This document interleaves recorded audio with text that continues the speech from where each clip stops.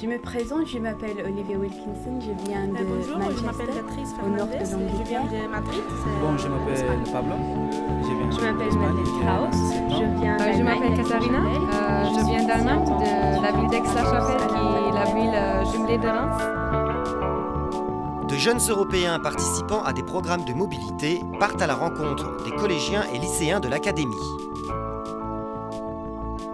L'objectif de cette campagne d'information, sensibiliser les jeunes champardonnais à l'Europe, au programme de mobilité européen, à la citoyenneté et la diversité européenne. Cette année, ce sont plus de 150 classes d'une quarantaine d'établissements de l'Académie qui se sont manifestés pour participer à un tel dispositif. Cette campagne ambassadeur européen est pilotée par le Centre Europe Direct, le CRIJ, mais elle associe vraiment dans un partenariat étroit et assez fort le rectorat de l'Académie de Reims, la région Champagne-Ardenne et l'Université de Reims. L'intérêt d'un tel projet est tout d'abord de parler d'Europe de façon très claire et très concrète, avec les jeunes lycéens, avec les jeunes collégiens. L'autre intérêt, c'est de pouvoir parler d'Europe avec des jeunes Européens. Notre participation à cette opération, les ambassadeurs européens, est fondamentale parce qu'elle nous permet de toucher aussi un public en amont, celui des lycéens, et d'aller leur présenter les dispositifs de mobilité, quelles sont les possibilités pour eux de partir à l'étranger.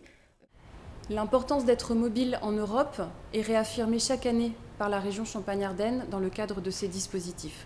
C'est pourquoi elle a souhaité aller dans les établissements scolaires pour pouvoir parler de ces questions. Cette opération ambassadeur européen, l'Europe à l'école, suscite l'intérêt des enseignants également, alors notamment des enseignants d'histoire-géographie, de CJS et de langue vivante qui se sont tournés vers nous pour qu'on se déplace dans les établissements. J'attends de communiquer mon expérience, encourager tout le monde pour faire un stage ou de participer à un programme européen comme le mien, l'Erasmus ou Leonardo, et de partir. Voilà. Dans la classe, je suis un exemple de la mobilité en Europe. Je me présente, j'explique ce que c'est partir en Erasmus, partir à l'étranger. Bon, alors je crois que c'est merveilleux de montrer aux élèves plus jeunes, de montrer, c'est pas la mobilité européenne, qu'il faut se bouger un peu, connaître des autres cultures, autres personnes. Je suis allée dans 2 établissements, dans un établissement à Reims, le lycée Saint-Michel, et dans un lycée à Saint-Savine, près de Troyes. J'étais dans un collège à Estenay, au sud de la Marne. Mon rôle était de témoigner sur la citoyenneté européenne. Et le fait de voir des jeunes de notre âge, en parlant des ambassadrices, ça nous motive également parce qu'on se dit qu'il n'y a pas que les grands qui peuvent faire des choses comme ça. Même nous, les jeunes de notre âge, on peut comme quoi y arriver. Je pense que ça a beaucoup d'impact pour eux parce que nécessairement, ils se projettent beaucoup plus chez une jeune femme de 20 ans qu'ils ne peuvent le faire vis-à-vis de nous. Donc là, tout à coup, il y a quelque chose de concret. Il y a quelqu'un qui, très souriant, leur dit « Bah oui, moi je passe un bon moment et j'apprends plein de choses et c'est extrêmement profitable. » Et en plus, c'est très agréable. L'objectif premier est de sensibiliser les classes de 4e et de 3e à une notion un peu complexe, un petit peu abstraite parfois, la notion de citoyenneté européenne. Donc à partir d'un quiz, d'une animation assez ludique, assez interactive et d'échanges avec des jeunes Européens. J'ai pensé que par rapport aux élèves en Angleterre, à mon avis, les élèves en France ont beaucoup des connaissances sur l'Union européenne. J'ai bien aimé parler avec Laura et Monica, apprendre comment ils vivaient en Espagne, comment ils sont venus en France, pourquoi. Moi, ce que j'ai trouvé le plus intéressant, c'est pareil, parler avec Monica et Laura, voir les différences qu'il y avait entre la France et l'Espagne. Savoir qu'on pouvait aller dans tous les pays européens juste avec une carte d'identité. Il y a des choses qu'on ne comprend pas quand elles parlent, mais on comprend assez bien quand même, donc c'était assez sympa. Par rapport au quiz qui a été fait, j'espère qu'on sera dans les classes gagnantes. Pour les lycéens, les animations étaient très différentes. Là, il s'agissait plus de sensibiliser les classes de première et de terminale, souvent, à l'intérêt d'une mobilité européenne ou internationale. Donc parler des programmes européens, parler des programmes qui permettent soit d'étudier, comme Erasmus, soit d'avoir une expérience en entreprise, comme Odyssée, comme Leonardo, comme Mevipro, ou bien même de faire du volontariat comme le service volontaire européen.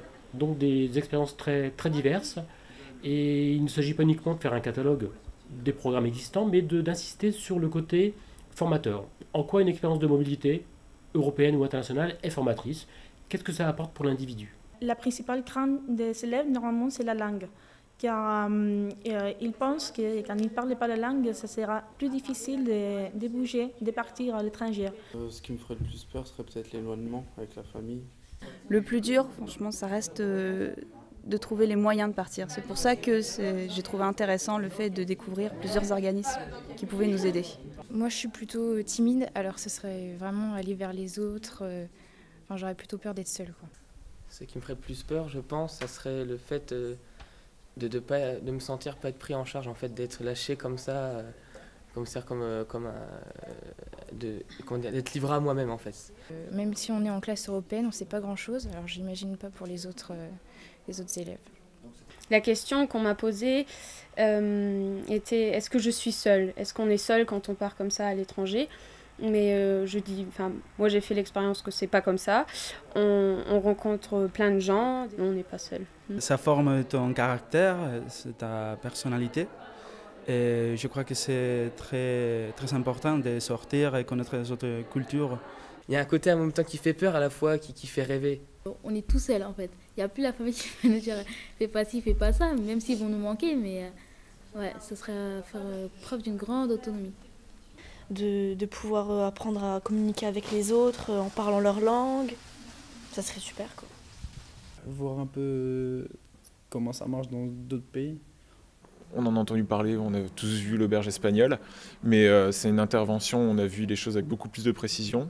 D'un point de vue plus professionnel, c'est le fait de voir comment ils travaillent, comment on travaille à l'étranger. Ça pourra que nous aider dans notre vie de toute façon. Ce qui m'a le plus intéressé et interpellé, c'est le projet Erasmus. Je pense que c'est celui qui collerait le plus à ce que je voudrais. Continuer des études. Moi au début je connaissais rien du tout de tous ces programmes-là, j'en avais pas vraiment entendu parler, donc ça a été une grande nouveauté pour moi. Pour nos élèves, je pense que ça peut être extrêmement enrichissant, extrêmement formateur.